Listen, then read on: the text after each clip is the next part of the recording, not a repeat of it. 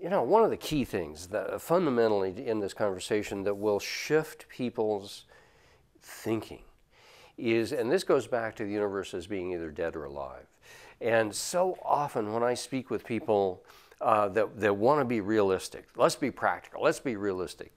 Basically they're saying, well, we live in a dead universe and essentially there's nothing much going on except a few live beings like ourselves. And so let's exploit the deadness on behalf of the living and ourselves.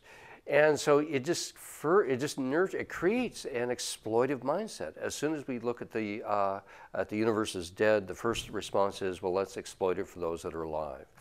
And on the other hand, if we say, well, look, it's a living system that we're a part of, well, then you want to take care of it, you want to connect with it, you want to be a part of that dance of aliveness. It just fundamentally shifts the whole equation of who we think we are and what we're doing here.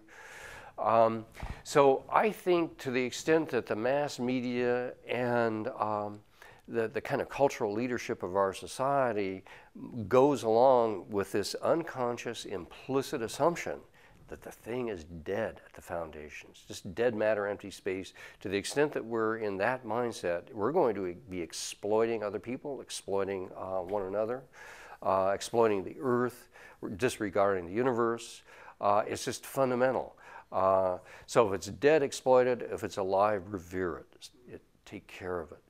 And so I think one of the deepest shifts that we are challenged to make, and if you look at hunter-gatherer societies and others around the world that have rites of passage, times of initiation, that go from adolescence to adulthood, there are three things that happen in those rites of passage.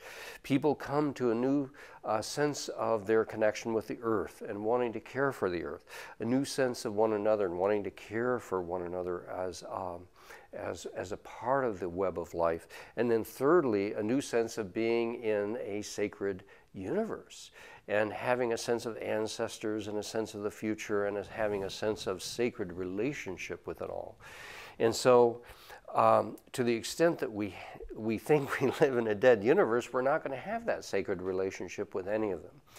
And even though it's very subtle, every major transformation that's happened on the planet, from hunter-gatherers to farmers to industrialists, and now our current one, has involved this subtle, almost invisible shift to perception.